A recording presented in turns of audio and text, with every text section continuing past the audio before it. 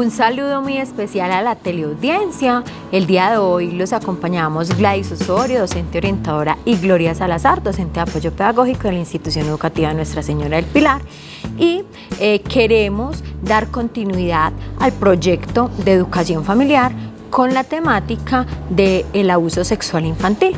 Para esto entonces Gladys, la docente orientadora, nos va a acompañar y nos va a contar qué es el abuso sexual infantil.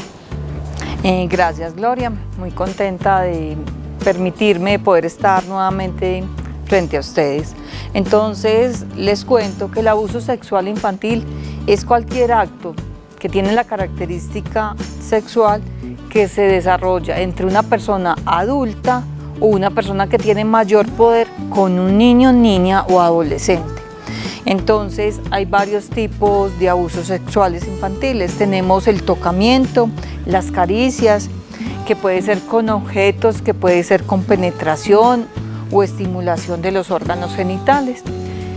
También tenemos, también es abuso sexual infantil, es todo ese acto también que puede ser utilizar a un menor para ponerlo a ver pornografía o a tomarle fotos de sus partes íntimas o a poner a un niño o una niña a que se acaricien o se den besos. Todos estos actos tienen la intención de generarle placer a la persona que los pone en esa situación. Entonces hay que tener presente que no solamente es la penetración con el órgano sexual, con el pene en la vagina, sino que también, o en el ano, sino que también hay otro tipo de abuso sexual infantil, como se los mencionaba. Gladys, y hablando de que una persona adulta, o sea, tiene que ser mayor de edad, o explícanos bien esa persona adulta que ejerce esa vulneración en ese niño, pues, ¿cómo es? O sea, ¿cómo sería? Sí. No solamente es una persona adulta, también puede ser que se deja cuidando a la hermanita de 5 años con el hermano mayor que tiene 14, por ejemplo. Vemos que no es un adulto, pero tiene una relación de poder frente a ella, porque la mamá le dice: le vas a hacer caso a tu hermano, haz lo que tu hermano diga. Entonces esa es una relación de poder donde esa niña está bajo el direccionamiento de ese hermano mayor, que puede aprovechar esa situación, o un primo o un tío, para sacar de ella, digamos, sí, un provecho en el aspecto de que entonces, por ejemplo, pone a esa niña a que lo estimule a él masturbándolo. Entonces ese sería un abuso sexual infantil. También mirar mientras ese niño, esa niña se baña o se cambia su ropa. Todo acto que vaya en contra de esa intimidad y violente la intimidad de ese niño o esa niña es un abuso sexual infantil. Sabemos entonces que por cifras se habla mucho de que los principales abusadores son dentro del entorno familiar. Cuéntanos entonces qué tan real puede ser la prevalencia de estas situaciones, o es más las personas extrañas. ¿Cómo podríamos entonces mirar ahí y estar más atentos a estas situaciones? Sí, lamentablemente eso es un flagelo que se presenta en unas cifras alarmantes. Primero que todo mencionemos que en el 2020 en Colombia se presentaron 4.300 denuncias de abuso sexual a niños, niñas y adolescentes. Son unas cifras altísimas porque hay muchos otros que no abusaron, hay muchos otros que sus padres no pusieron en conocimiento, sus cuidadores no fueron a las autoridades y no denunciaron estos hechos. Entonces se dice que cada 6 horas hay un niño abusado sexualmente en el mundo, y en Colombia miren que las cifras son muy altas también. Entonces, respecto a la pregunta que haces, en el 88% está comprobado que es una persona cercana a la familia, cercana al núcleo familiar, que conoce de ellos, quien comete el abuso sexual infantil. Entonces, ahí cometen una falla grande cuando se le dice a los niños: no le recibas un dulce a desconocidos, no le contestes a un desconocido cuando te habla, ten cuidado de los desconocidos. No digo que también no van a provocar un abuso sexual, pero la mayoría, en la gran mayoría de los casos, es una persona que tiene la confianza del niño, que conoce al niño, que sabe cómo es la dinámica de la familia, a qué horas el niño está solo o a qué horas en la casa la mamá no está o se ofrece para cuidarlo. Entonces ahí, de acuerdo a lo que estás diciendo, podríamos hablar entonces cuáles serían los principales riesgos, ¿cierto?, que se pueden encontrar en los niños que son abusados, ¿cierto? Por ejemplo, un factor de riesgo muy grande es que en la casa se dé el consumo de sustancias psicoactivas, el consumo de alcohol. Entonces una familia que continuamente están realizando rumbas, fiestas, están tomando con amigos, pueden perder la conciencia, y una persona propicia esta situación y conoce que entonces él se emborracha muy fácil, propician esto para acceder al niño y abusar sexualmente de él. También otro factor de riesgo muy alto es el hacinamiento, donde, y esto es algo muy importante, donde las familias tienen que permanecer en el mismo espacio y dormir todos juntos. Entonces es muy importante, si no tienen, la casa no es muy grande y no tienen la posibilidad, pero por lo menos que cada niño tenga su camita, su colchoncito, aparte de otros. No es nada conveniente poner a dormir un adolescente con una niña de 4 o 5 añitos, no es nada conveniente poner a dormir en la misma habitación niños con niñas, ya refiriéndome pues como a jovencitos con niñas pequeñas, o bueno, también se puede dar como en el caso contrario, con niños también. Entonces, factor de riesgo también puede ser la promiscuidad, una mujer que le guste cambiar mucho de parejas y que constantemente está poniendo padrastros a sus hijos. Este es un factor de riesgo alto, porque el padrastro, según cifras, también es un abusador. Cualquiera lo puede ser, pero en las denuncias el padrastro es uno de los que a veces también puede abusar de los niños o niñas. También cuando se le enseña a los niños a que todo lo que diga el adulto se tiene que hacer, y esa persona siente que él es el dueño y amo de todos los de la casa y de todo lo de la casa. Entonces se le enseña un sometimiento y el niño o la niña ve que la mamá hace absolutamente lo que el hombre en la casa diga. Entonces estas conductas también, la falta de supervisión, que ven los niños que se quedan mucho solos, que pasan mucho tiempo solos, que no tienen un cuidado de un adulto, que los estén dejando salir mucho, amanecer a otros lugares, a otros hogares que no son su casa, y entonces ahí también hay un riesgo alto. La otra también podría ser cuando las niñas cumplen como ese rol de madre que ni siquiera lo tienen, y el padre o el padrastro empiezan a verla como la mujer de la casa. Entonces esa también podría ser como una situación de riesgo, ¿cierto? Sí, en ese aspecto, que le pongan a la niña, entonces que sea ella la que le cocine, que sea ella la que arregla la ropa, que sea ella, y la mamá se desliga como de cumplir su rol, su responsabilidad. Entonces ahí puede haber como también una divergencia, un cambio de roles donde se piense que entonces ella también tiene que cumplir con eso, pues lo piensa equivocadamente el adulto. Pues no querían decir con esto que solamente las niñas son abusadas, ¿cierto? Porque también cifras demuestran que los niños también son abusados, pero denuncian más, por así decirse, las situaciones que pasan con las niñas. No sé usted qué sabe pues respecto a esto. Bueno, hoy en día lamentablemente los niños también tienen un porcentaje muy alto de ser abusados.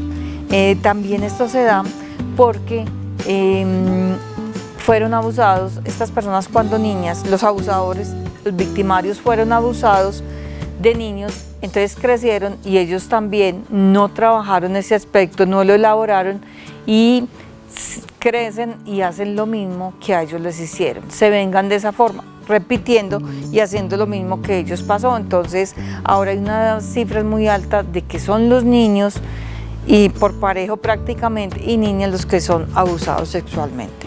Bueno, entonces quisiéramos saber también cuáles serían entonces esos signos de alarma para empezar a evidenciar si mi hijo o un familiar está pasando por esta situación.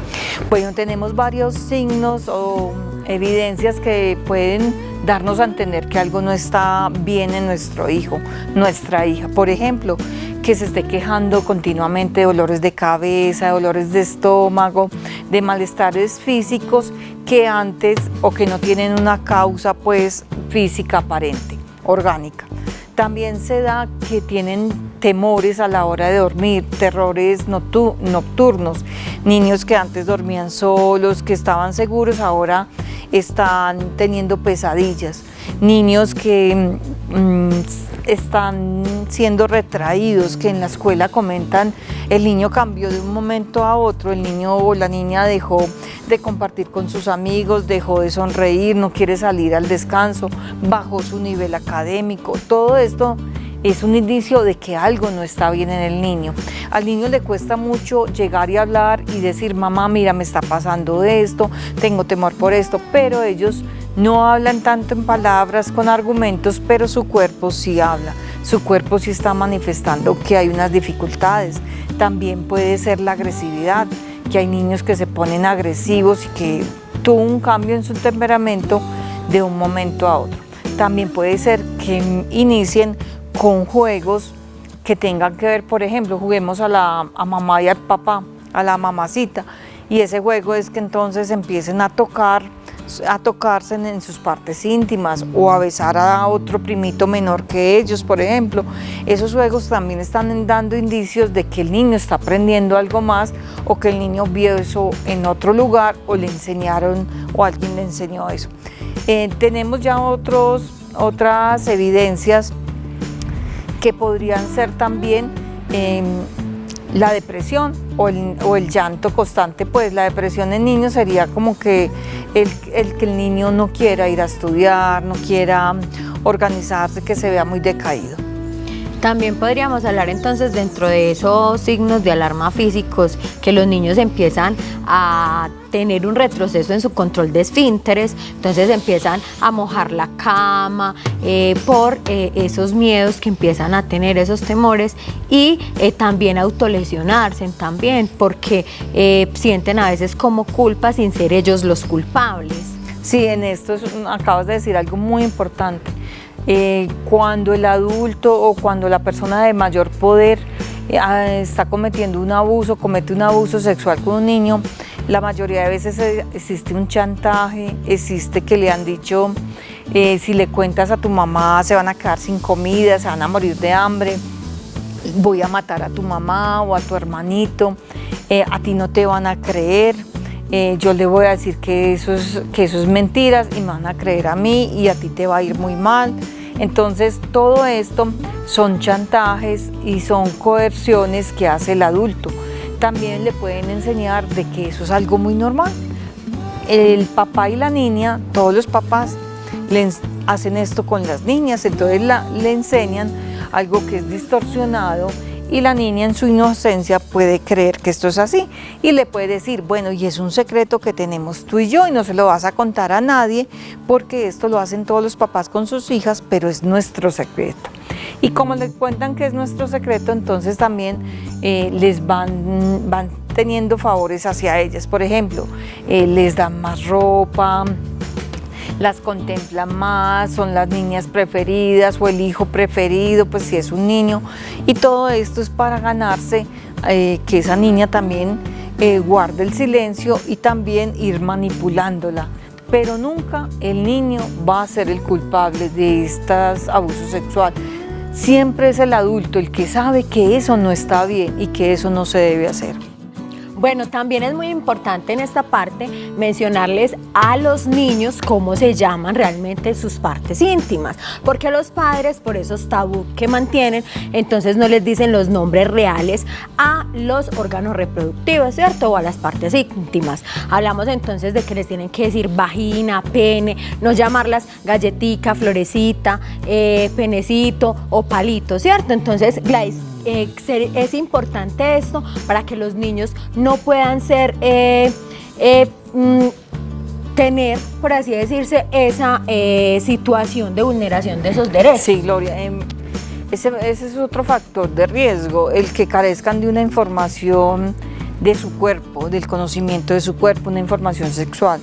Entonces, las partes del cuerpo, es muy importante a los niños enseñarles cuáles son con el nombre adecuado. A la frente no le tenemos 40, 50 nombres como al pene y a la vagina. A la nariz es nariz, los cachetes son cachetes, la boca es boca, ¿cierto? Entonces, enseñarles cuáles son esas partes de nuestro cuerpo y cuáles son esos cuidados. Entonces, los cuidados de las partes íntimas de nuestro cuerpo, que no las estamos mostrando a nadie. Nadie sale mostrando la nalga, mostrando la vagina, nadie sale mostrando el pene. Entonces son unos cuidados también, el taparnos, el que es una parte íntima, privada, el que nadie tiene por qué tocar esa parte. Por ejemplo, al médico siempre tiene que ir en compañía del adulto si va a revisar el niño. Es como eso, que nadie puede acceder a esa parte de tu cuerpo y nadie tendría por qué hacerlo previniendo un abuso sexual. Y con relación a esto, entonces es importante que los papás les aclaren a los niños que es una expresión de afecto y que es una expresión maliciosa, porque a veces que no tiendan, entonces cuando los papás les dicen no te dejes tocar, es que tus partes íntimas, ¿cierto? Pero es diferente que le den un abrazo o de diferentes formas, ¿cierto? Entonces explícanos ahí cómo podríamos explicarle a los niños qué diferencias hay entre... Sí, porque irnos al extremo de que no permitas que nadie te toque, pues sería algo también exagerado, porque muy probablemente tu abuela te va a tocar o tu profesor algún momento te va a dar un abrazo. Entonces no enseñarles pues que todo, cualquier tipo de caricia, cualquier tipo de acercamiento, que un tipo de abrazo es dañino o te va a hacer daño, no. Hay unas caricias o hay un tocamiento, hay un acercamiento que si te causa malestar, es enseñarle eso. Si no te gusta, si te hizo sentir incómodo, cuéntame a mí, cuéntale a mamá, dile a alguien, porque es muy importante que esos niños sientan la diferencia entre lo que es un tocamiento o una caricia, pero que no tiene ninguna malicia. Ellos lo van a saber identificar si a los niños se les enseña. Y sobre todo la confianza con el adulto más cercano, si es con esa mamá, siempre cuéntame lo que te pase, sea lo que sea, me lo cuentas, que te voy a creer, que no te voy a regañar, que no te voy a pegar por eso. Cuando uno habla con las víctimas de abuso sexual infantil, cuentan, es que yo nunca le dije a mi mamá porque sabía que ella me iba a pegar, es que mi mamá era muy brava y se iba a enojar, es que mi mamá iba a ir y lo iba a matar. Entonces es que ellos también sientan que están para protegerlos y cuidarlos y que ellos no van a tomar represalias contra ese niño. Gladys, y con relación a esto que cuentas, que las víctimas, entonces, ¿cómo hacer para, en caso de que uno se dé cuenta de que un niño está siendo víctima, a quién acudir, cómo hacer esa denuncia? Cuéntanos respecto a esto, porque es muy importante que la comunidad y las personas que nos están viendo sepan de esas diferentes rutas o qué paso a seguir para que denunciemos esa vulneración de derechos. Bueno, acá hay varios aspectos. Uno, recuerden no porque no lo he dicho, pero tengan muy presente que un abuso sexual se da de forma sistemática casi siempre, cuando es una persona conocida, cuando es un miembro de la familia. Sistemático quiere decir entonces que esa persona empezó a convencerlo poco a poco, le fue dando un tipo de seducción, la fue convenciendo, lo fue convenciendo. No es que de un momento a otro apareció la situación, no. Casi siempre eso ha pasado porque ha tenido el tiempo, porque ha pensado cómo hacerlo, porque conoce ese niño o esa niña. Entonces, si llegan a conocer de un caso y pasa en ese momento, es muy importante que no bañen al niño, que no le quiten la ropa que tenía, cuando se enteran, que lo lleven al hospital para que le hagan una valoración, un examen, se activa un código que se llama el código fucsia, que es referente a los abusos sexuales de menores. Entonces, muy importante, activar la ruta en el municipio es cualquier persona que tenga conocimiento de un abuso sexual tiene que ponerlo en conocimiento de las autoridades. Tenemos entonces a Comisaría de Familia, que es la que vela por los derechos de los menores de edad. Nosotros les vamos a dejar el teléfono en pantalla de Comisaría de Familia Municipal, atienden las 24 horas, los fines de semana, porque tienen que estar atentos a cualquier tipo de denuncia que se presente. Entonces, llevarlos al hospital para que le hagan la valoración y allá se toma la denuncia del caso pertinente. Y es muy importante lo que dices, porque si uno como adulto o algún docente se da cuenta de un posible abuso sexual, tenemos que denunciar, tenemos la obligación como personas de denunciar. Que no, que porque nos da pena o que va a tener problemas con el vecino. No, tenemos que denunciar, porque si no denunciamos estamos siendo cómplices de ese abuso y también se pueden acarrear situaciones legales sobre nosotros. Sí, y las consecuencias son devastadoras. Las personas que han sufrido este flagelo saben de lo que les estoy hablando. Son consecuencias devastadoras a futuro, problemas alimenticios, depresión, dificultad para establecer relaciones sanas, dificultad para ejercer la maternidad porque sienten que no los cuidan bien o porque se vuelven en extremo alarmistas y sobreprotectoras porque no quieren que a sus hijos le pase lo mismo. Existen problemáticas de consumo de sustancias ya en la etapa adulta, cantidad de enfermedades también psicosomáticas que pueden ir generando que cuando un abuso sexual sucede, casi siempre se quedan en silencio. Y esa niña o ese niño tienen que sufrir las consecuencias ellos solos, porque es un peso y una carga muy grande. Entonces llegan a la etapa de adultos y muy difícilmente van a tener placer al momento de tener relaciones sexuales, de tener una vida en pareja íntima, les va a costar muchísimo más. Entonces hay consecuencias que son gravísimas y que los van a afectar durante toda su vida. Gladys, muchísimas gracias por ampliarnos este tema tan importante, por dar a conocer a la comunidad cuáles son las rutas y qué debemos hacer en una situación de estas, porque es un tema que lamentablemente es a nivel mundial. Las situaciones de abusos que viven nuestros niños es un flagelo que están padeciendo, porque lastimosamente también con este confinamiento se aumentaron mucho más las tasas de abuso sexual infantil, y hay investigaciones donde dicen que incluso se aumentaron más el abuso sexual infantil que el abuso sexual en adultos. Entonces es una problemática a gran escala que estamos viviendo hoy en día en el mundo. Sí, por eso se quieren hacer este tipo de programas, porque antes se decía la ropa sucia se lava en casa o esto se queda en casa. No, situaciones que atenten contra la integridad de los menores no tienen por qué pasar eso. Se tienen que ventilar, tenemos la obligación moral y legal de denunciar. Si yo no quiero dar mi nombre, se puede hacer. Las autoridades, la Comisaría de Familia, la Policía de Infancia y Adolescencia, la Personería son entes donde tienen que constatar si hay una vulneración de los derechos de los niños y niñas. Gloria, no, te agradezco la invitación a este programa y esperamos que este mensaje haya llegado con claridad ante ustedes. Muchísimas gracias y muchas gracias al canal local del municipio por abrirnos este espacio que será de gran utilidad para ustedes y formación para ustedes como padres de familia. Hasta una próxima oportunidad.